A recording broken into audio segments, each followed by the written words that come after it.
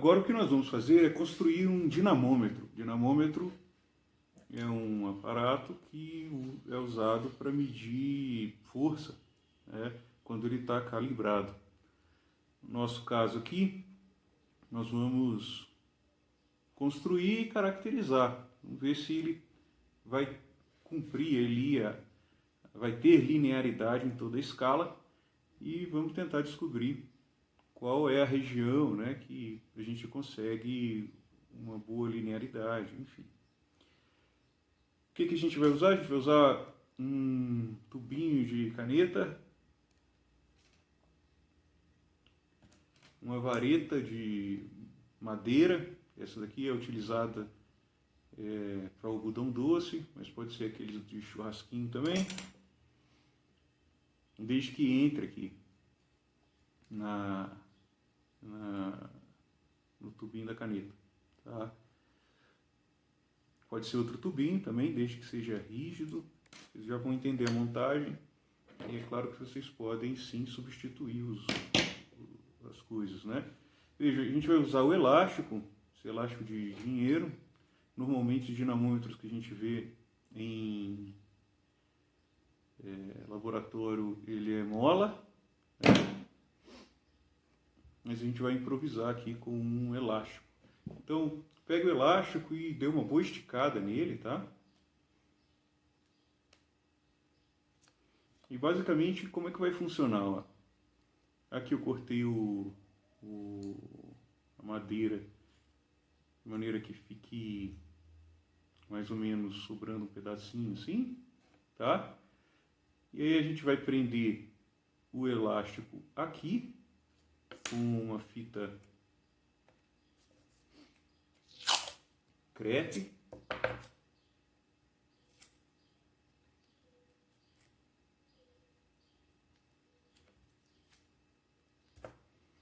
Ele vai entrar aqui dentro. E aí nós vamos, não precisa deixar muito esticado o elástico, tá? Ele não precisa ficar pressionando, mas o elástico então vem até um ponto aqui, sem puxar muito, você deixa ele esticadinho, mas sem deixar ele muito esticado. Beleza. E aqui está quase pronto já o nosso dinamômetro, veja. Quando você força aqui, ele vai saindo, quando você solta, ele volta para dentro aqui. Então eu vou cortar esse excesso.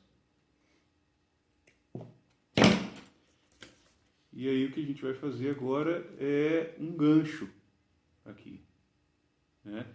Então com um pedaço de arame,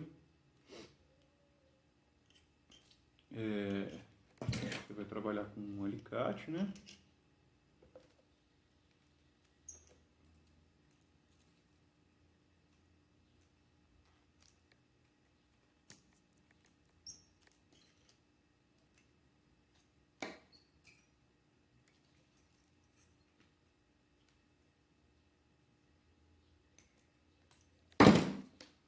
Então tá aqui. Um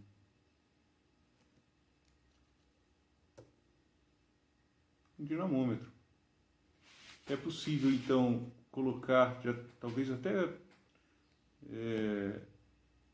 eu já vou mostrar um ali pronto que eu fiz, colocar uma régua, né, milimetrada aqui, atrás, de maneira que à medida em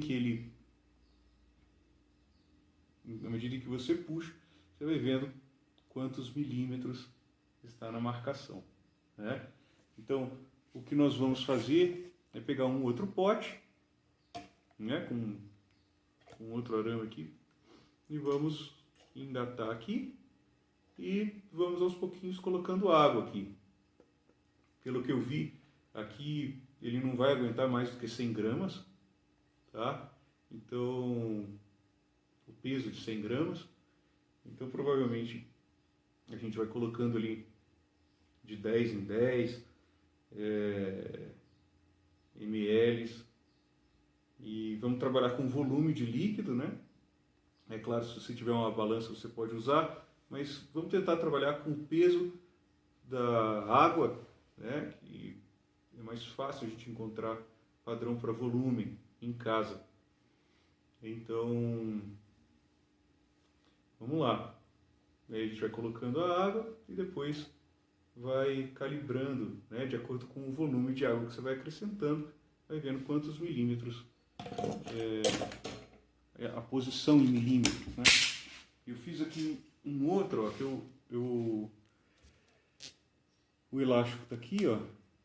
Então aqui eu prendi numa régua, aqui está o ganchinho, e aí eu coloquei até um outro arame aqui para facilitar a leitura, com uma régua transparente. Também eu coloquei aqui atrás uma fita crepe para ficar branca, né?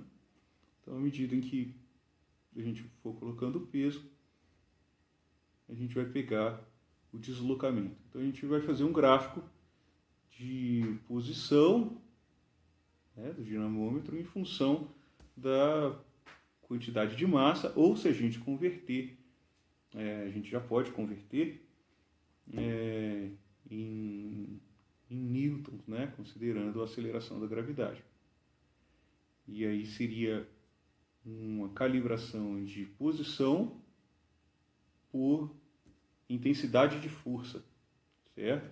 Então a gente vai pendurar aqui, o nosso zero vai estar ali numa posição, certo? Aqui está dando 10,5, né?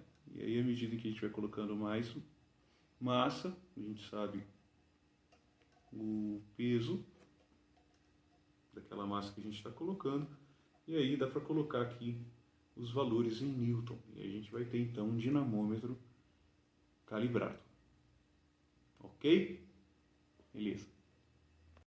Então tá aqui o lugar onde eu resolvi pendurar aqui o meu dinamômetro. Vejam, coloquei aqui uma churrasqueira.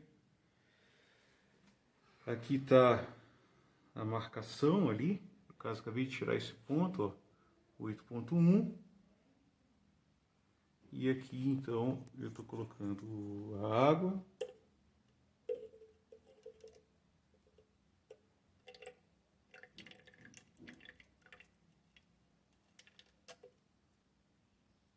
E aí eu vou ver lá onde que eu fui parar.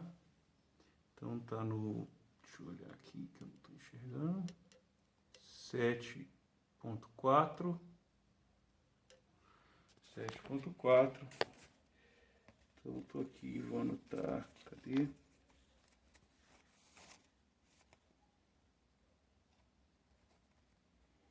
Sete vírgula quatro.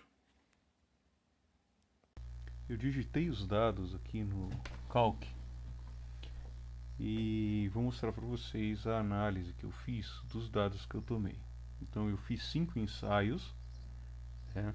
Em um dos ensaios o elástico soltou, saiu ali de onde eu prendi, né? E então a gente tem que olhar esses dados com cuidado, né? E os subsequentes também. Então eu resolvi colocar todos aqui e ver como que eles estão se comportando. Idealmente a expectativa é que se reproduza uma curva ou uma reta em todos eles com o mesmo formato, né?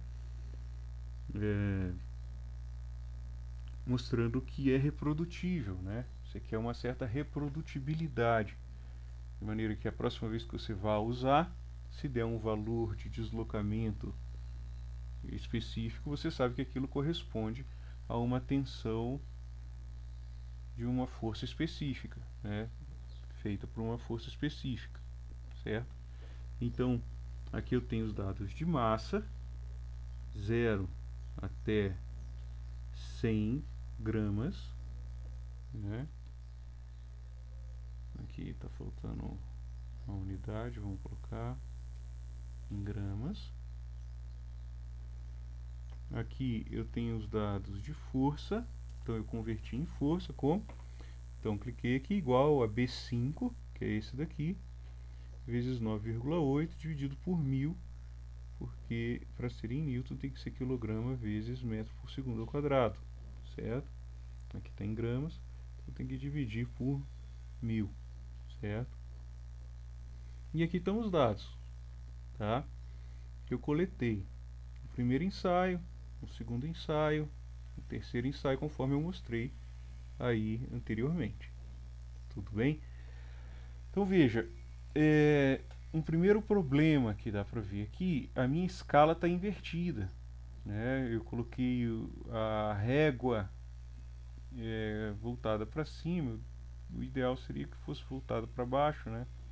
Não é problemático, porque você pode corrigir isso aqui, né? Então eu resolvi corrigir aqui, em vez de refazer tudo, certo? Então você pode tomar o cuidado de colocar a régua no outro sentido, né? Mas também, enfim, não precisa, desde que você tenha a conversão dos fatores direitinho, né? Aqui no caso, veja, começa aqui no 8.8, 8.9, 8.5 e termina perto do zero, né? Então existe um deslocamento de cerca de 9 centímetros em todos eles, tá? Aqui, nesse ponto aqui, nesses daqui, aqui soltou, né? Mas nesse daqui e nesse daqui, o que acabou acontecendo é que eu perdi a escala da régua, né? Porque o zero passava no zero ali, né? Então, enfim, eu não tinha uma referência de milímetros para além do zero, tá? Então aqui ainda consegui, mas aqui não. Então eu tirei esses pontos, né? Então esses problemas encontrados aí durante a tomada da medida, certo? Do mesmo jeito, se você colocar a régua invertida, não comece lá no zero muito certinho. Deixa começar um pouco depois. É melhor deslocar depois do que depois você não ter referência, tá? Na escala antes do zero, tá?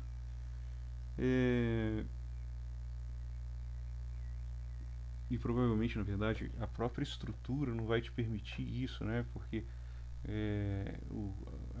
eu colei, você vai precisar passar uma fita ali entre o tubo e a régua, né?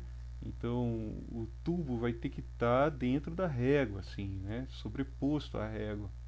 Então provavelmente, mesmo que você inverta a escala, você vai começar lá na frente, lá no 8, 9 centímetros e em diante, né? Aqui está no 8, 9 centímetros para trás, né? Então, como é que eu corrijo isso? Bom, eu corrigi subtraindo 9 e multiplicando por menos 1, tá? Então, fazendo isso com todos, certo? Então lembre-se, toda vez que você faz uma coisa assim, veja, aqui eu fiz a conta para este, certo? Então você pode simplesmente vir aqui nesse cantinho, clicar e fazer a conta para todos, né? Mesma coisa, se eles estão organizados assim, um na sequência do outro, você pode fazer a mesma coisa na sequência para os do lado, né? Lembrando aqui no caso, veja, ó, você pode fazer a mesma coisa para cá. Nenhum dos valores se alterou, só aqui que deu 9, porque na verdade ali tem nada, né? Então nada aqui menos 9 vezes menos 1 vai dar 9. Mesma coisa para esses dados aqui e para esse dado aqui, né? Que é desse daqui, certo? Então está fazendo a conta certa, fez, veja, 1 menos 9 dá menos 8, vezes menos 1 dá 8, né?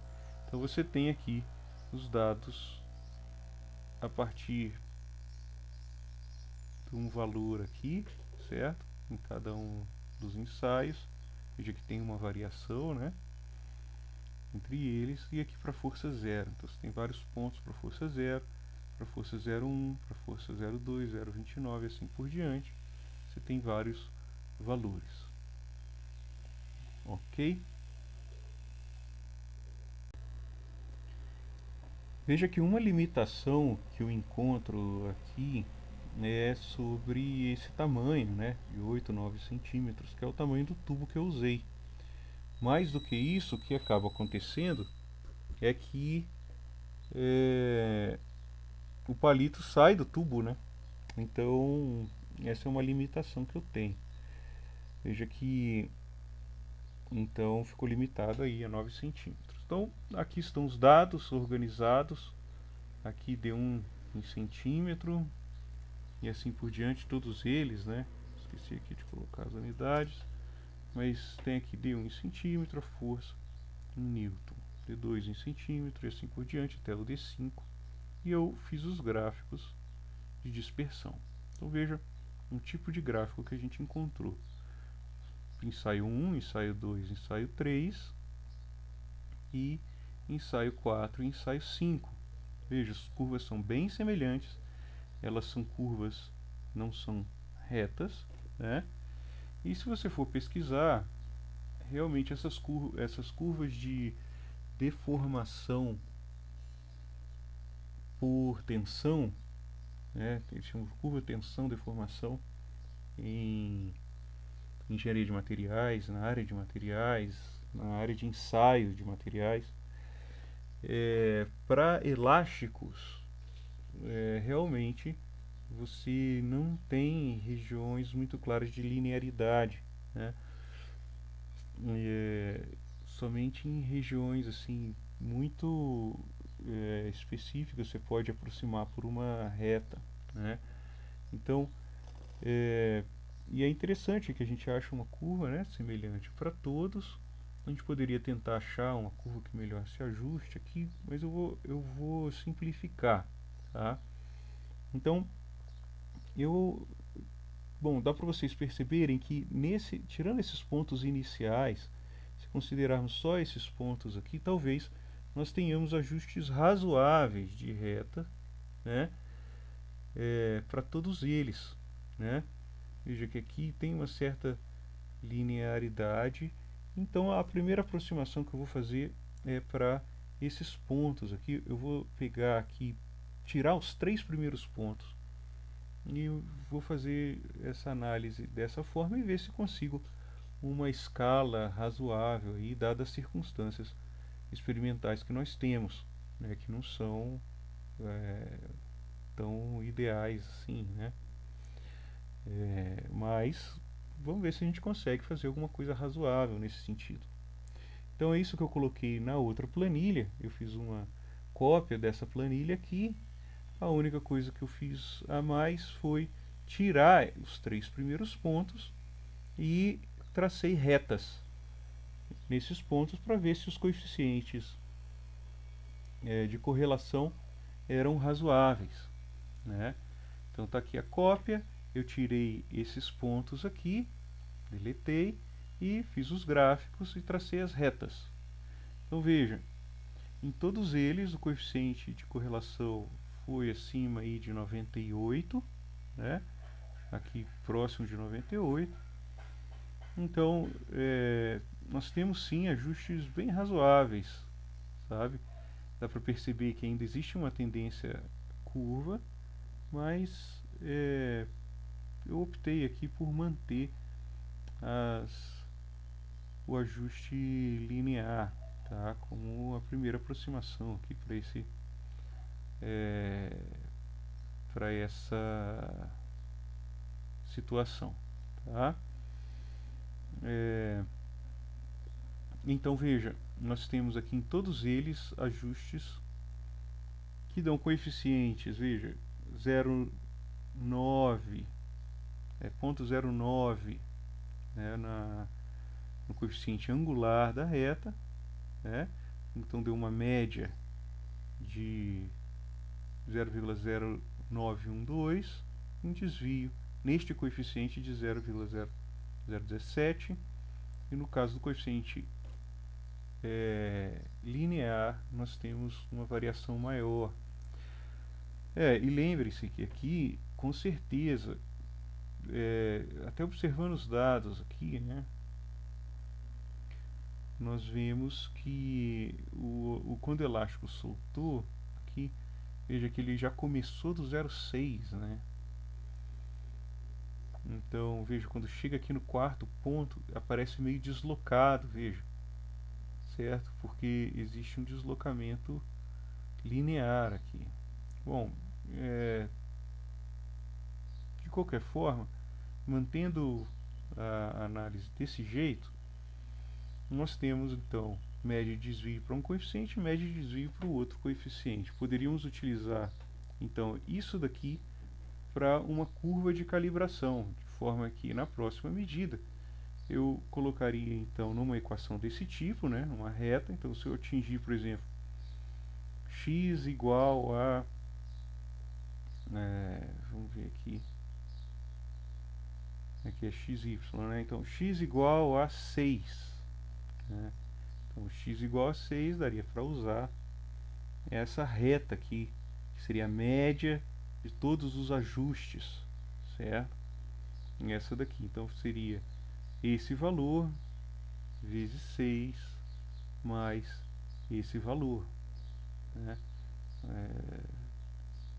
Vamos supor um valor 6 de deslocamento.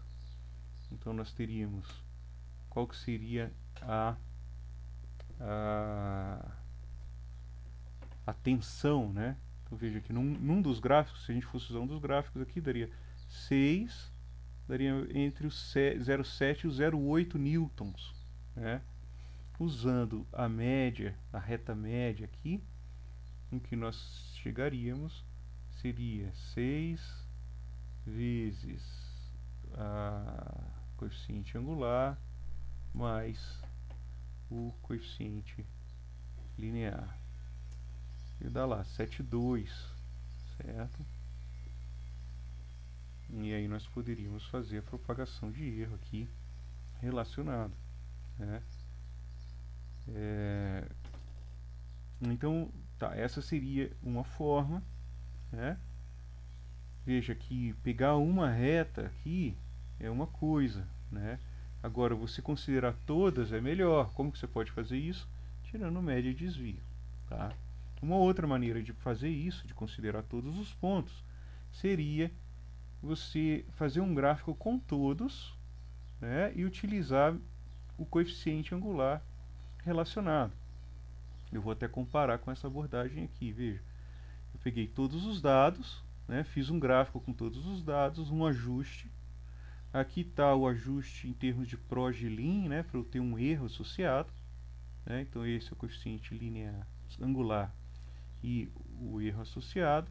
E aqui eu tenho o coeficiente linear e o erro associado, né. Então poderíamos também utilizar esse daqui, né, essa reta aqui, que estaria considerando todos os pontos, né. Veja que o ajuste não é tão bom, né. Existe um 0,95, já não é tão bom, né. O que isso significa? Significa que existe uma certa variabilidade entre eles, né, e provavelmente isso é devido à própria deformação plástica, né, o fato de você ter uma deformação que não é elástica nesse elástico ali, né. Bom, mas veja que ainda estamos aí com valores que correspondem, né? Eu vejo uma análise estatística deu esse resultado, outra análise estatística deu esse daqui.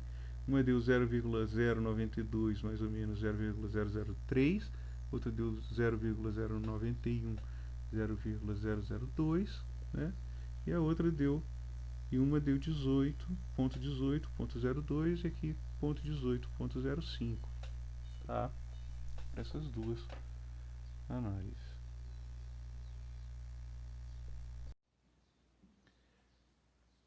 Então, nesse problema, nós temos algo que aparece com uma certa frequência, que é uma equação, né? No nosso caso aqui está relacionada à calibração, e é uma reta, né? E nós temos então um valor estimado para A e para B, né, baseado em várias medidas, com amostras que nós conhecemos, e nós queremos colocar então um valor de x para descobrir y. Então, um valor de deslocamento para descobrir tensão, nesse exemplo específico do dinamômetro. E nós temos um erro associado a esse valor e também um erro relacionado a esses valores aqui, né? Então, como que isso é propagado de maneira que achamos o valor de y? O valor de y com o erro de y, né? Então, nós temos A e um erro associado a A, nós temos B e um erro associado a B, que vai variar, esse daqui vale para todos os x, mas nós temos também um erro associado a x, e nós queremos saber quanto que vale o erro de y. E se nós colocarmos x aqui, o valor de A e B, nós descobrimos y. Ótimo. Agora, quanto que vale o erro de y? Essa é a nossa pergunta. Então, vocês conhecem a fórmula de propagação de erro, é ela que a gente vai usar. Então, nós temos a derivada parcial de y com respeito a cada um dos termos, né? No nosso caso aqui já vamos colocar a ao quadrado, delta A ao quadrado, mais del B, y ao quadrado, delta B ao quadrado, né? Isso aqui assim, mais del y, del x ao quadrado, vezes delta x ao quadrado. E vejam que aqui essas derivadas parciais é a derivada de y com respeito a A, como se todos os outros termos fossem constantes, né? Todas as outras variáveis, entre aspas, fossem constantes. Então, a derivada parcial, você vai derivar y como se A fosse a única variável e as outras coisas fossem constantes. Então, a derivada de y com respeito a A é o quê? É x, certo? A derivada de y com respeito a B é 1. Né? Então, com respeito a A é x, com respeito a B é 1, e a derivada de y com respeito a x é A, certo? Então, o que nós vamos fazer agora é substituir esses valores aqui, certo? Então, como é que fica? Nós ficamos com delta y igual a raiz de quê? De x quadrado vezes delta A quadrado mais delta B quadrado mais A quadrado delta x quadrado. E é isso. Então, você vai ter lá um valor de x, o valor de delta A, delta B e A vai ser o mesmo, o valor de x vai depender de como você considera, mas também vai ser, em princípio, o mesmo, né? No nosso caso lá, vai ser 1, 2 milímetros, né? Tem um sistema mecânico ali que também insere um erro, né? Além da escala da régua que a gente está usando, você tem um sistema mecânico que não é tão preciso assim, ele às vezes desliza um pouco mais, um pouco menos, então dá para colocar um erro um pouco maior para cada medida, né? Para a gente não ficar subestimando o erro, ok? Eu mostrei para vocês como calcular o erro associado à nossa medida, né? Então, se você tem uma reta com coeficiente angular e coeficiente linear estimados com determinado erro, é possível então você, tendo o valor de x e o erro de x, também estimar o erro de y, na sua estimativa do y, certo? Então, conforme a fórmula que eu mostrei para vocês, eu implementei aqui. Lembre-se que eu calculei para o valor de deslocamento aqui 6, né? Ele autocompletou, mas vamos colocar D deslocamento 6.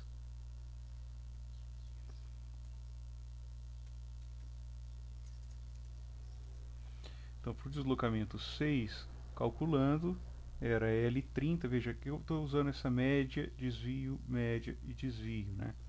Então, esse daqui é a média do coeficiente linear, seria o A da reta e seu erro, e aqui seria o B da reta e o seu erro associado. Então, os valores aqui ficariam L30 vezes I30, então L30, que é x, vezes I30, que é A mais B, que seria I31, que é o que está aqui, certo? E mesma coisa aqui para o valor 3, né? Então é vezes I30, certo? Mais I31, né? No caso aqui é o L31. Então você tem esses dois valores para 6 e para 3, certo? Então tá, você tem os valores de 0,7 newtons e 0,45 newtons, 0,73 newtons e 0,45 newtons. Provavelmente a gente não vai poder usar todas essas casas decimais, certo? Então vamos calcular o erro. Veja, eu já fiz aqui, implementei aquela fórmula. Então veja, fica uma fórmula maior, certo? Então abrir parênteses e o que nós temos aqui é o próprio valor L30, que é esse daqui, certo? Ao quadrado, vezes o erro do A, que seria o J30 ao quadrado. Então tá, o L30 ao quadrado vezes o J30 ao quadrado, mais aí o erro de x, que no caso eu estou considerando 2 milímetros, tá? Então, o erro de x, estou considerando 2 milímetros ao quadrado, vezes o A ao quadrado, que é o I30, né? Tá aqui. E o erro do B ao quadrado, que é o J mais, né? No caso aqui, o erro do B ao quadrado, que é o J31, né? Que é esse desvio aqui.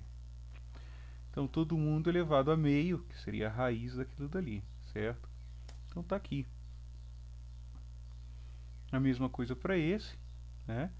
L31, no caso, que vai entrar aqui, né? Que o L31 é 3, só uma, considerando se o deslocamento fosse 3, qual seria o valor em newtons, né, da força. Então, como é que a gente faz nesse caso? Também é o L31 vezes o J30 ao quadrado. O J30 é o desvio do A, né? E depois o próprio A, que é o I30, vezes o erro do X ao quadrado. 0,2 milímetros está aqui. E mais o J31, que é o erro do B, certo? Todo mundo elevado a meio. Beleza, está aqui. Vejam, a gente pode tirar aqui algumas casas decimais. Vou tirar aqui, tirar desse daqui também. Vamos deixar uma só.